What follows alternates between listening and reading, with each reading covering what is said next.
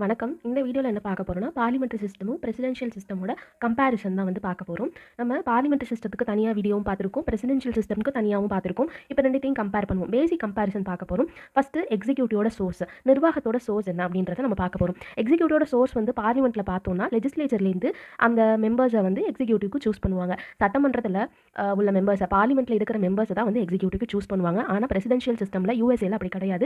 எக்ஸிக்யூட்டிவ்க்கு செப்பரேட்டாவே தனியாவே எலெக்ட் பண்ணுவாங்க. தனியாவே தேர்ந்தெடுப்பாங்க. அடுத்து பார்த்தோம்னா ரிலேஷன்ஷிப் பிட்வீன் ஆர்கன்ஸுக்கு நடுவில் இருக்கிற ரிலேஷன்ஷிப் எப்படி இருக்கும் அப்படின்னு பார்த்தோம்னா, இவங்களுக்கு சட்டமன்றத்திலிருந்து தானே நிர்வாகத்துக்கு ஆள் எடுக்கிறாங்க.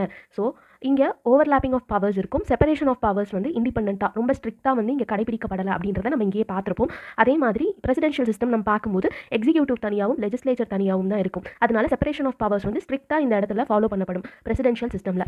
ஹெட் ஆஃப் த ஸ்டேட் யார் இங்கே அப்படின்னா, பிரசிடென்ட் தான் வந்து ஹெட் ஆஃப் த ஸ்டேட். நம்ம இந்தியாவை பொறுத்தவரையும் பார்லிமெண்டரி சிஸ்டம் பொறுத்தவரையும். ஆனால் அவர் நாமினல்னா பெயர் அளவுக்கு தான் வந்துட்டு அவர் வந்து ஹெட் ஆஃப் த ஸ்டேட். ஆனால் ரியல் பவர்ஸ் வந்துட்டு பிரைம் மினிஸ்டர்ட்ட இருக்கும். பிரசிடென்ஷியல் சிஸ்டமில் பிரசிடென்ட் தான் வந்துட்டு ரியல் ஹெட். ஓகேவா? அடுத்து வந்து ஹெட் ஆஃப் த கவர்மெண்ட் யாருன்னா பிரைம் மினிஸ்டர். பார்லிமெண்டரி சிஸ்டத்தை பொறுத்தவரையும் பிரைம் மினிஸ்டர்.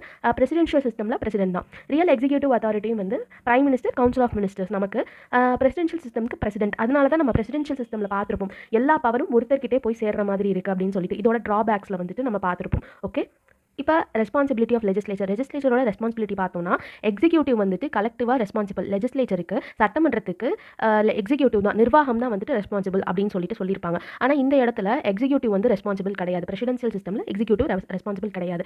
அடுத்து எக்ஸிக்யூட்டிவ்ல உள்ள ஆளை ரிமூவ் பண்ணணும்னா நம்ம நான் கான்ஃபிடன்ஸ் மோஷன் வந்து பாஸ் பண்ணால் போதும். நம்ம நம்பிக்கையில்லா தீர்மானம் தமிழில் சொல்ல வந்தால் இதை பாஸ் பண்ணால் போதும், இவங்களை ரிமூவ் பண்ணிடலாம். ஆனால் வந்து இங்கே இம்பீச்மெண்ட் மட்டும்தான், அப்படி தான் வந்து நம்மளால் ரிமூவ் பண்ண முடியும். சரி, எக்ஸிக்யூட்டிவ்க்கு டென்யூர்னு பார்த்தோம்னா, கான்ஃபிடன்ஸ் லெஜிஸ்லேச்சரில் அவங்களுக்கு எவ்வளோ வந்து மெம்பர்ஸ் சப்போர்ட் பண்ணுறாங்கன்ற பொறுத்து தான் வந்துட்டு எக்ஸிக்யூட்டிவோட டைம் பீரியட் இருக்கும். சில டைம் வந்து அந்த ஃபிக்ஸ்டு டைம் பீரியட் நம்ம 5 இயர்ஸ்னு நினச்சிட்டு இருப்போம். ஒரு கவர்மெண்ட் வந்து செலக்ட் ஆகி 5 இயர்ஸ் ஃபிக்ஸ்டு அப்படின்ட்டு நினச்சிட்டு இருப்போம். ஆனால் வந்துட்டு அந்த எக்ஸிக்யூட்டிவ் நிர்வாகத்தை இருக்கிறவங்களுக்கு வந்துட்டு டைம் பீரியட்ன்றது ஒன்று கிடையவே கிடையாது பார்லிமெண்டரி சிஸ்டத்தை பொறுத்தவரையும். இங்கே வந்துட்டு fixed tenure, fixed time period உண்டு. அடுத்து மெம்பர்ஷிப் வந்து ministers are members of legislature. அதான் முன்னாடியே சொன்னோம்ல, பார்லிமெண்ட்டில் யார் இருக்காங்களோ அவங்க தான் வந்துட்டு மினிஸ்டர்ஸாக வந்து தேர்ந்தெடுக்கப்படுவாங்க. இங்கே வந்துட்டு பிரசிடென்ட் வந்து லெஜிஸ்லேச்சரோட மெம்பரே கிடையாது.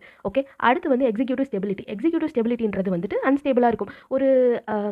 ஒரு தனி கவர்மெண்ட் வந்தால் ஸ்டேபிளாக இருக்கும். இல்லை நிறைய பார்ட்டி சேர்ந்து ஒரு கவர்மெண்ட்டை ஃபார்ம் பண்ணுறாங்கன்னா அன்ஸ்டேபிளாக இருக்க வாய்ப்பு இருக்குது அப்படின்னு சொல்கிறாங்க. இங்கே வந்து ரொம்ப ஸ்டேபிளாக இருக்கும். அடுத்து அக்கௌண்டபிலிட்டி, யார் வந்து பொறுப்பு அப்படின்னா ஹை லெஜிஸ்லேட்டிவ் கண்ட்ரோல் இருக்கும். இங்கே வந்துட்டு லெஜிஸ்லேட்டிவ் கண்ட்ரோல் லிமிட்டடாக தான் இருக்கும். அவ்வளோதான். தேங்க்யூ.